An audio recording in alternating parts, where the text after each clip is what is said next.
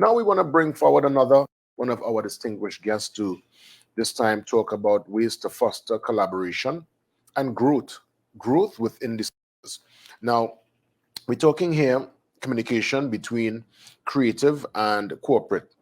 And in the Caribbean, this is very key, as we would have mentioned earlier, to connect those two entities so that ideas could be exchanged, there can be guidance, and there can be new channels and avenues to work together. I want to welcome Fazir Rojan from 103.1 FM radio, announcer and program director, to lead the discussion in that regard. So let me make sure that Fazir is hearing me loud and clear. Fazir? Loud and clear. Great to have you. Are those books behind you or records? Books. The books. Okay. For a minute, I thought it was records, but nonetheless, Fazir, it's great to have you on, and I look forward to your discourse inside the summit. So you take it away. Thank you very much, Jason, and thanks again to Aegis for this incredible opportunity. It is an opportunity that I feel very blessed to have received, because this is a subject matter that I happen to not just feel very passionately about, but one that I have been, of late in particular, working passionately toward behind the scenes and in whatever way I can.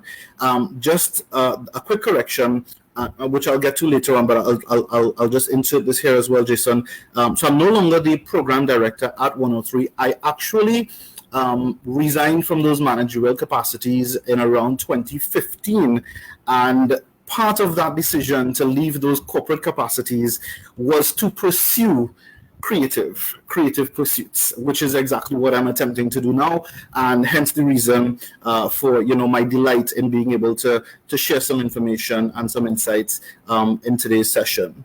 So we're talking today about the creative economy and creative entrepreneurs under the theme harmonizing communication between MSMEs, micro, small, and medium-sized enterprises, and the corporate sector. So I want to start off by putting my cards on the table and letting you know that in my capacity over the last 20 years working on radio and thereafter becoming the program director at the station and working in promotions for some time, I have had the opportunity over those 20 years to interact quite intimately so with many artists, entertainers, musicians, and other media personalities, staffers, announcers, and other creatives. I've also had the opportunity to interact with a variety of marketers and those who are on the digital spectrum, in particular digital marketers, etc. I was also able to, and that's on the traditional media front. On the digital media front, I myself am a creator, having trained, done some training at Lockjack with in digital marketing as well, and I try to collaborate quite a bit. So I know the struggles of the creator struggles as well.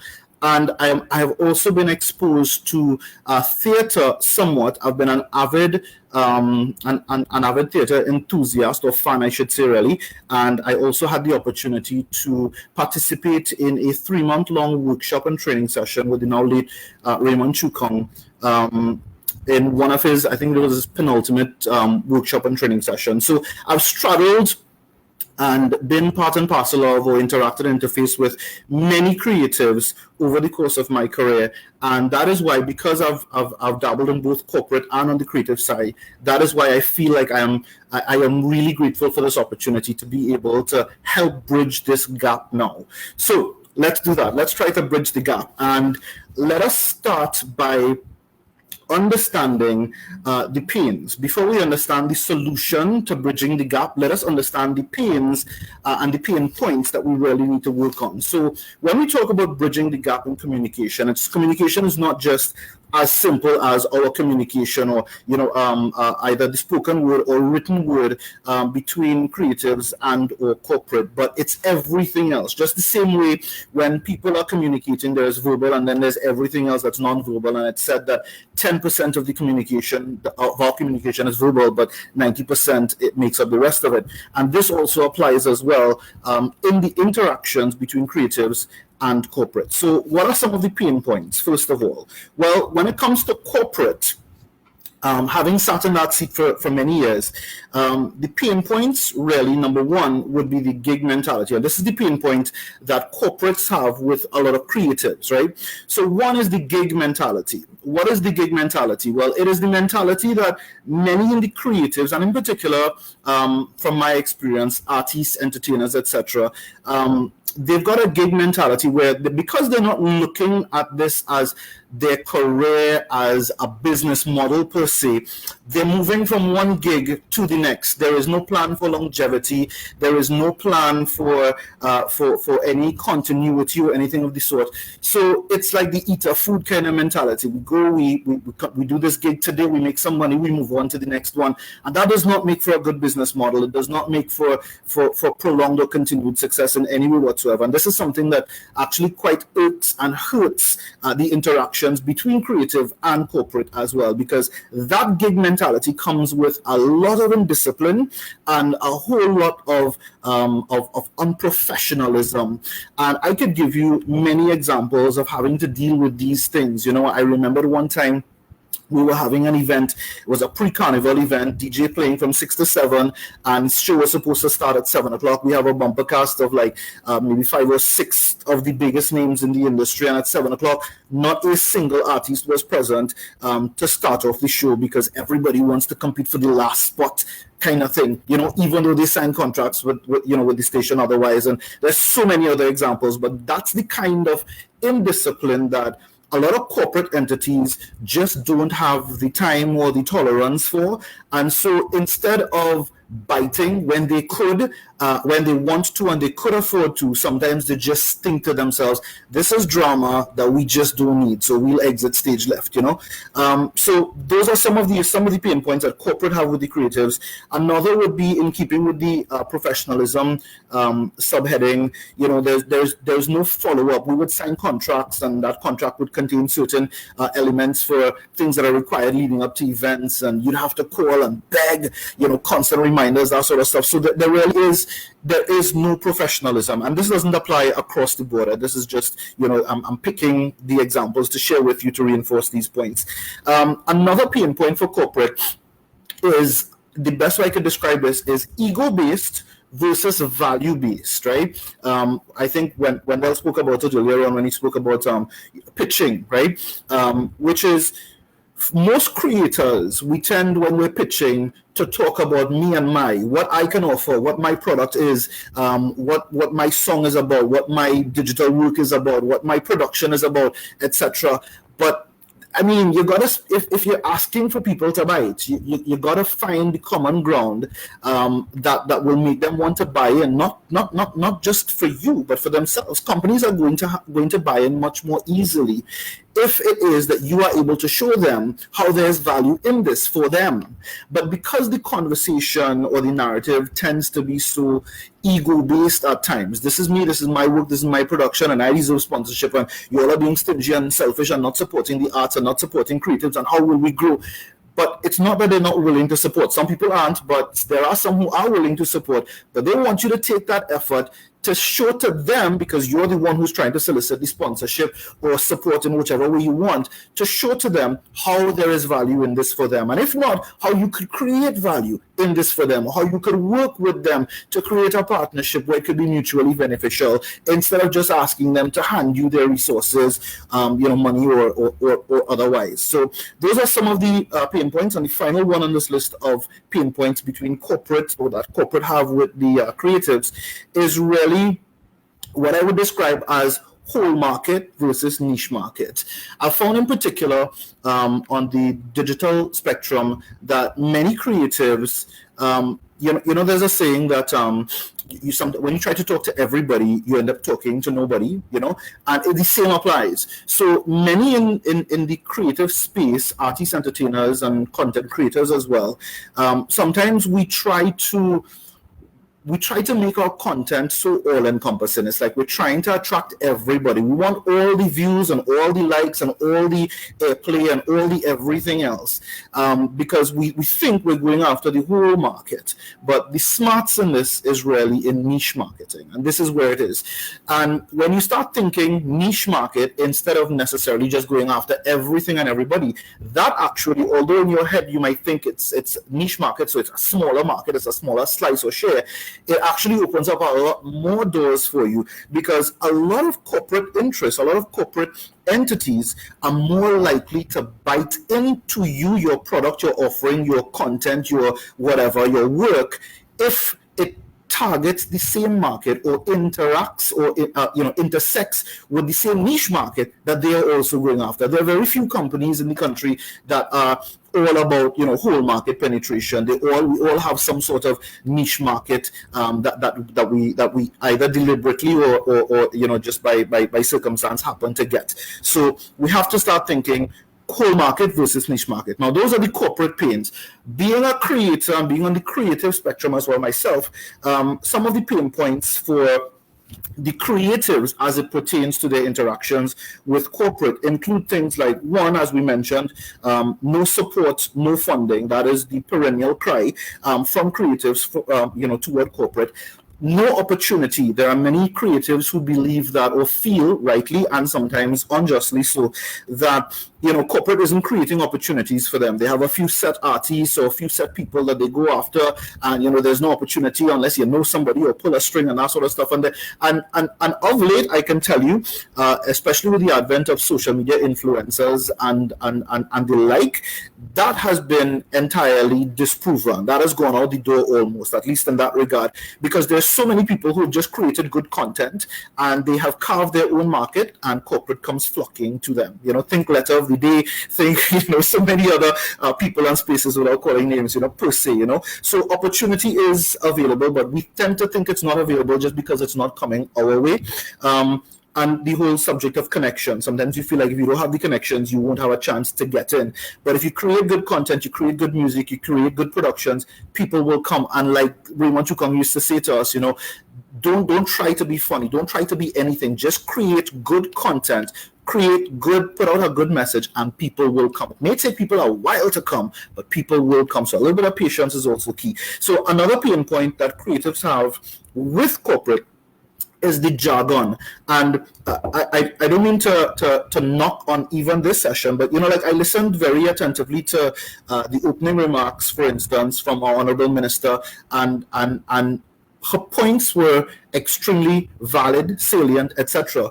But to be able to take that and make sense of it, most creatives will need someone to translate, because that corporate jargon, that jargon is something that it is not the first language, if I could put it that way. It's not the first language of a lot of creatives, So you listen to the way that the minister would speak versus the way that Wendell, for instance, would speak, and you can tell that there is a major difference. And Wendell is a man of words. This is not to say that the creatives aren't inclined, but it's just to say that sometimes jargon can be a bit of an issue. Creatives tend to write and speak as they speak, and sometimes in the corporate world that could either be misconstrued, or sometimes it just seemingly isn't good enough. So the jargon is a bit of a barrier as well. So if we're creating content like this for creatives, we also have to be very careful to ensure that we don't have golden content, but it then needs subtext, or it needs closed captions and a translation in order for it to be well received by the creatives that it was in fact intended for. And the final 2 points on this subject would be, when it comes to pain points, would be administration, finance, taxes, time misuse.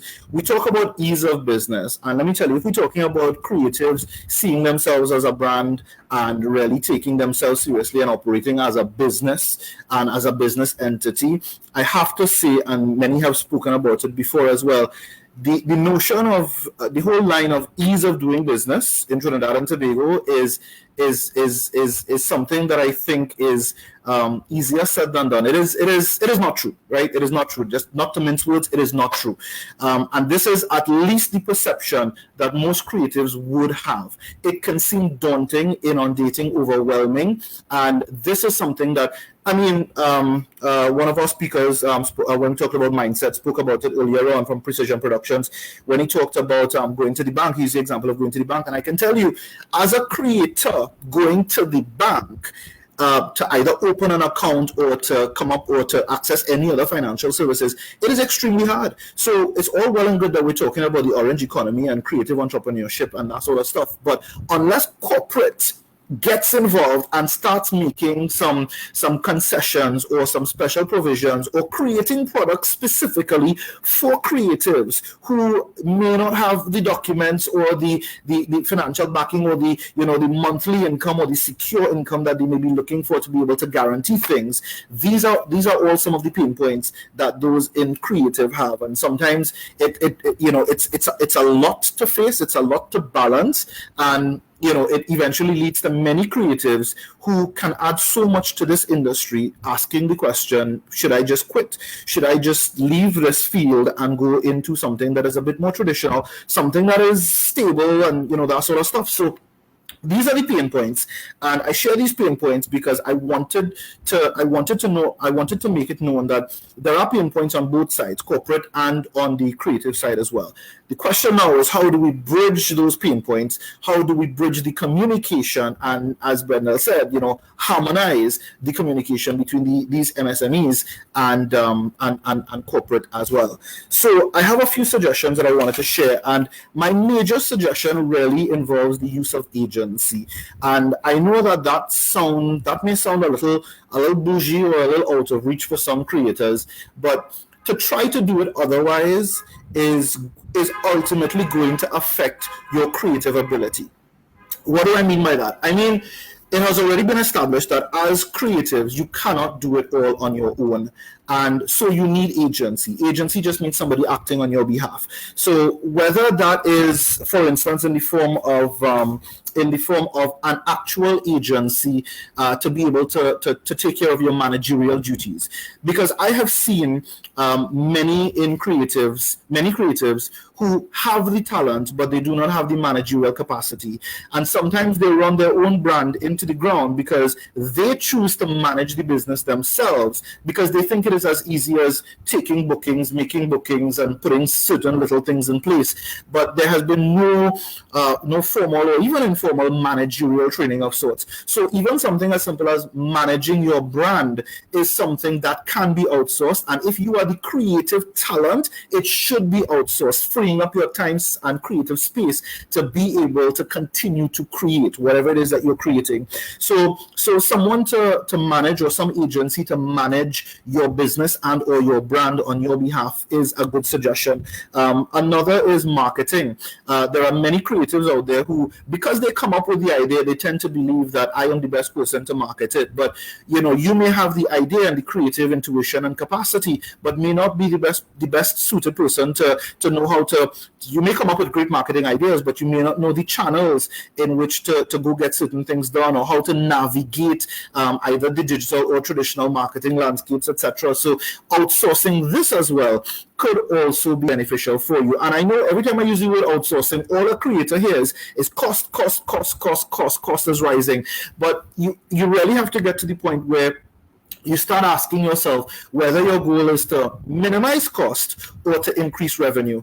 And it really is a balancing act, because as much as you want to minimize cost, you have to look at the cost versus time ratio as well, and think to yourself, well, okay, if I were to free myself up of this time that I would spend otherwise running to government office to pay taxes and business levy and whatever else, if I could get that day back, what could I do with that day? And if I paid this person X amount to get this done on in that day? Would I be able to come up with ideas or to market ideas or to sell ideas, monetize ideas that would be able to cover that cost and then some? And now we're looking at a business model. Now we're looking at something that is really feasible, that is not just earning the creator money, but that is also earning money and in turn creating other employment and jobs as well. And finally, I just wanted to mention a few points in closing. Whilst I am an advocate for agency in terms of hiring the necessary people or outsourcing things where possible so you could focus on just being creative, I also want to make mention of quick things like, one, networking.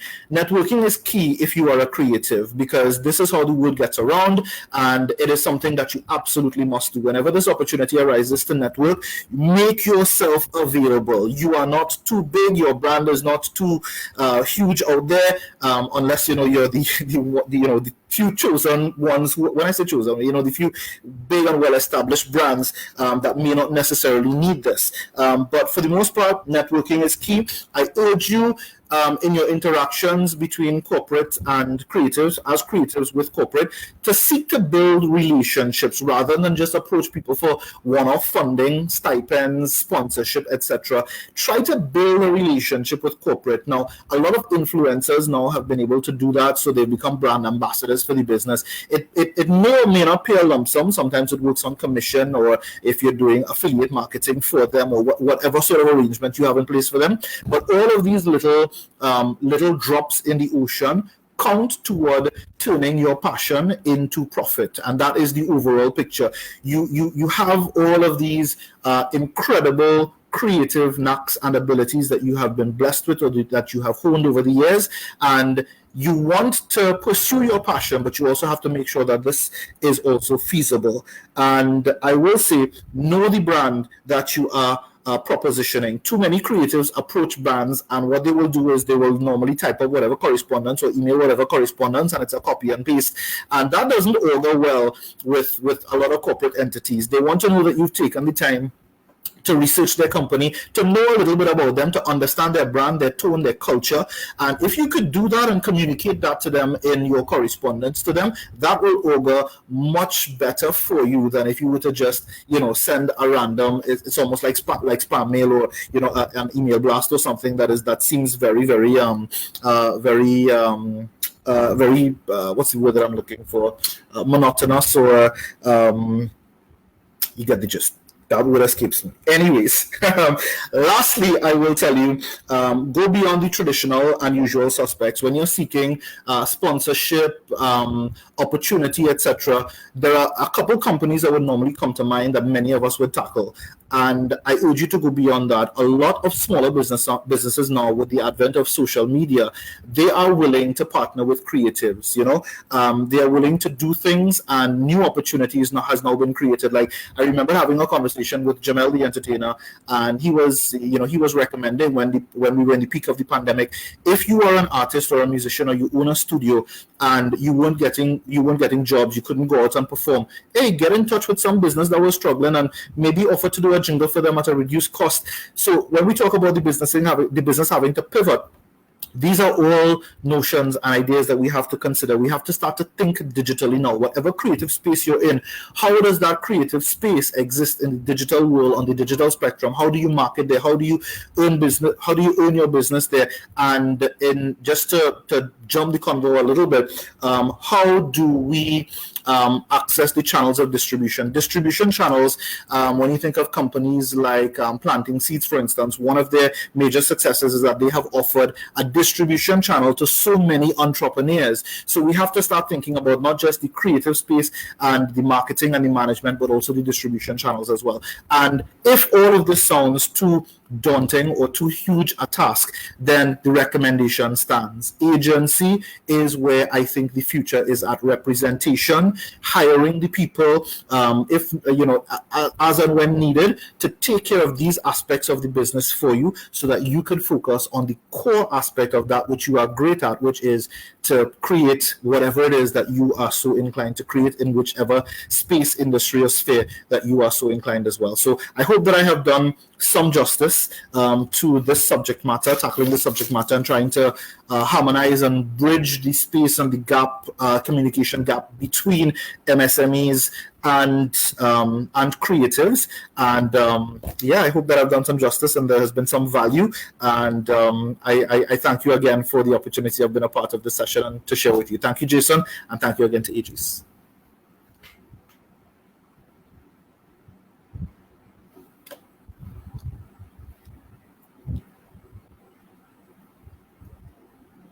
We thank you for zero words, and by all means, really giving us an in-depth perspective and showing that your years of experience and knowledge in the